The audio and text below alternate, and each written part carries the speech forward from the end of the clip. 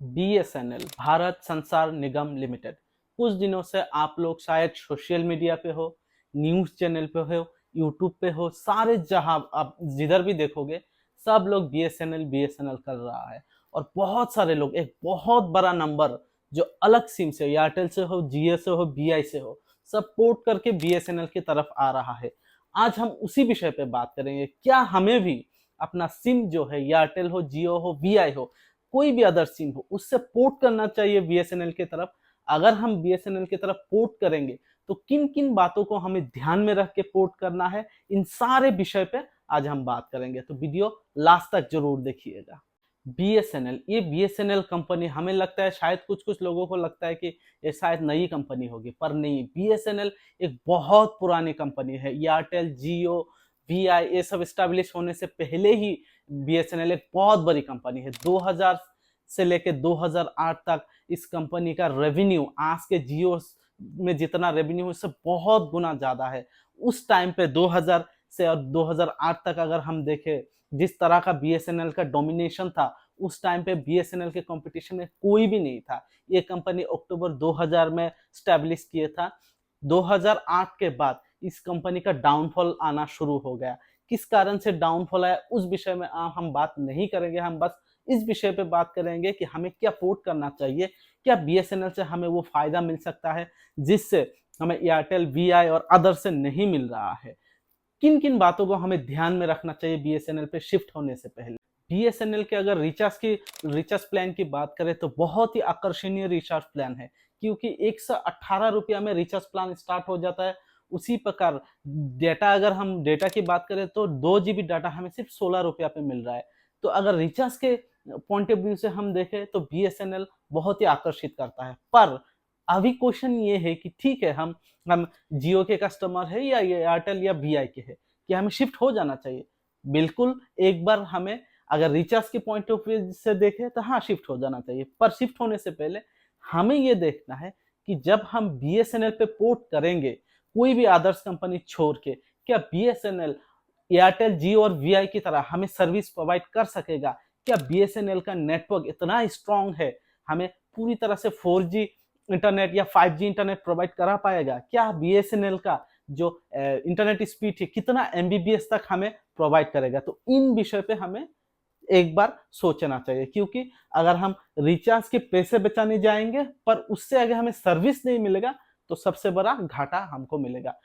पर बात रही सरकारी कंपनी के, उस हिसाब से हमें सपोर्ट करना चाहिए, क्योंकि ये एक सरकारी कंपनी है जो डूबती हुई नैया की तरफ है, पर उसे सरकार फिर सपोर्ट करके ऊपर लेके जा रहा है। तो आम भारतीय हमें सपोर्ट करना चाहिए, क्योंकि उसमें आपका रिचार्ज प्लान हो, डेटा प्लान हो, सब कुछ सस्ता मिलेगा। पर सिर्फ सस्ते से काम नहीं चलेगा, क्योंकि हमें सर्विस भी तो चाहिए। अगर हमें सेम सर्विस नहीं मिलेंगे तो हम तो बिल्कुल भी शिफ्ट नहीं करेंगे ना। तो आज हम देखेंगे कि हाँ, जिस एरिया पे आप या मैं रहता हूँ उस एरिया पे बीएसएनएल का सर्विस किस तरह के सर्विस है, उसमें नेटवर्क वगैरह मिलता कि नहीं, ये हमें देख लेना चाहिए। क्योंकि बीएसएनएल पे शिफ्ट होने से पहले हमारे एरिया में कितने टावर से किस प्रकार के नेटवर्क है, क्या एमबीबीएस मिलता है, ये भी जानना जरूरी है। तो वीडियो लास्ट तक आप जरूर देखिएगा। हम लाइव प्रूफ के साथ देखेंगे कि आप, अगर आपके पास बीएसएनएल के अलावा अदर सिम से और अदर सिम से आप बीएसएनएल पे शिफ्ट होना चाहते हो, तो बिना सिम खरीद के, क्योंकि एक बार खरीद लोगे तो आपका नुकसान होगा, खरीदने से पहले आप खुद एक बार अपने एरिया के हिसाब से देख लो कि जिस एरिया पे आप रहते हो उस एरिया पे बीएसएनएल का सर्विस कैसा है, इंटरनेट स्पीड कैसा है, क्या आप जिस सिम पे अभी हो उसको बीएसएनएल टक्कर दे पाएगा? तो इस विषय पर जरूर ध्यान रखिए, क्योंकि एक बार शिफ्ट होने के बाद हाँ, पैसा आपका सस्ता में मिल जाएगा, पर सर्विस अगर नहीं होगा तो आपको फिर एक तकलीफ उठाना पड़ेगा। अगर आपको बीएसएनएल का नेटवर्क आपके एरिया पे देखना है तो इसके लिए आपको जाना पड़ेगा, गूगल क्रोम पे जाइए। इसका ऐप्स भी है पर मैं सजेस्ट करूँगा आपको ऐप्स डाउनलोड करने की ज़रूरत नहीं, सीधा आप गूगल पे सर्च कर लीजिए NPREF, बस इतना टाइप कर लीजिए। देखिए NPREF ये टाइप करके नीचे आ जाएगा, आप इसको क्लिक कर दीजिए। ठीक है, इसके बाद जो पहला ऑप्शन आएगा उसी पे आप क्लिक कीजिए। nperf.com। यहाँ जाने के बाद आपको एक ऑप्शन मिलता है कि एक ऐप्स है, जिस जिस ऐप्स को अगर आप डाउनलोड करेंगे उससे फ़िलहाल जो आप सिम इस्तेमाल कर रहे हो, जियो, एयरटेल, वी कोई भी सिम, उसका इंटरनेट स्पीड कैसा है, वो आप देख सकते हैं। तो इसके लिए आपको देखने के लिए आप स्टार्ट टेस्ट पे क्लिक कर दीजिए। ऑटोमेटिक ये डिटेक्ट करके आपका इंटरनेट स्पीड बता देगा। अगर आप पेज पे आ ही चुके हो तो एक बार आपका जो जिस सिम में आप चल रहे हो अभी, उसका इंटरनेट स्पीड भी आप एक बार देख लो। थोड़ा टाइम लेगा, अभी दिखा रहा है उसका एमबीपीएस। मेरा जियो का चल रहा है तो ठीक-ठाक स्पीड है इसका। अगर आपने मेरा जियो फाइबर का इंस्टॉलेशन का वीडियो नहीं देखा है तो ये लास्ट इस वीडियो के एंड स्क्रीन पे मैं वो वीडियो डाल दूँगा, आप एक बार देख लीजिए, जियो एयर फाइबर के। तो इस तरह से इसमें थोड़ा टाइम लगता है पर उसका एक्यूरेट आपका जितना एमबीपीएस स्पीड रहता है वो दिखा देता है। तो ये भी जानना ज़रूरी है क्योंकि अगर आप बीएसएनएल पे शिफ्ट करोगे, उसका एमबीपीएस कितना आएगा और जो आप देख चला रहे हो सिम, उसका भी एमबीपीएस आपको देखना ज़रूरी है। तो मैंने चेक किया था, मेरा लगभग 30 एमबीपीएस से 29 एमबीपीएस तक दिखाता है। 29 एमबीपीएस लास्ट, इससे नीचे नहीं जाता है, इतना लगभग रहता है। तो ठीक है, इसमें थोड़ा टाइम लगता है, ये थोड़ा प्रोसेस स्लो है, पर आप अगर आपको अपना कवरेज एरिया देखना है बीएसएनएल तो आपको इधर देखिए 3 डॉट दिख रहा है, इस पर आप क्लिक कर दीजिए।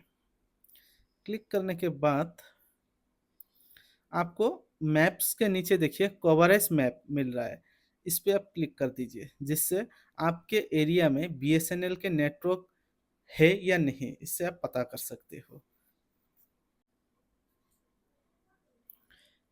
पेज ओपन हो चुका है, देखिए इसमें आपको आपके एरिया में अगर 3G, 4G, 5G कवरेज है तो पूरा डिटेल्स ये दे देगा। नीचे अब देखिए, अगर आपके इधर किसी भी प्रकार का नेटवर्क नहीं है तो ये कोई कुछ भी नहीं आएगा, नीचे देखिए आप। और 2G है तो ब्लू लाइन से इस तरह से आएँगे, 3G है तो ग्रीन से आएँगे, 4G है तो ऑरेंज, 4G प्लस है तो थोड़ा-सा रेड जैसा, और 5G है तो पर्पल। इस तरह से इंडिकेशन करता है। तो आपको पहले इंडिया सिलेक्ट हो चुका है, इंडिया सिलेक्ट रहने दीजिए। आपका अगर इसमें 1, 2, 3, 4 ऑप्शन है तो आप बीएसएनएल चॉइस कर लीजिए। अगर आपको अलग कुछ भी देखना है, एयरटेल, जियो और वीआई भी देखना है तो वो भी देख सकते हैं आप। फिलहाल हम लोग बीएसएनएल देखेंगे। तो बीएसएनएल पे मैंने सिलेक्ट कर लिया। फिर आप जिस एरिया पे रहते हो, इस एरिया का नाम लिख दीजिए। जैसे कि मैं नॉर्थ लखीमपुर असम में रहता हूँ, तो नॉर्थ लखीमपुर मान लेते, तो लखीमपुर मानने से भी आ जाएंगे। लखीमपुर, लखीमपुर, देखिए लखीमपुर असम, इसको हम क्लिक कर देंगे। मेरे एरिया पे बीएसएनएल का हाल फिलहाल में किसी भी प्रकार का नेटवर्क इधर नहीं है, इसलिए इसमें नहीं दिखा रहा है। अब देखिए किसी भी प्रकार का टावर वगैरह नहीं दिखा रहा है।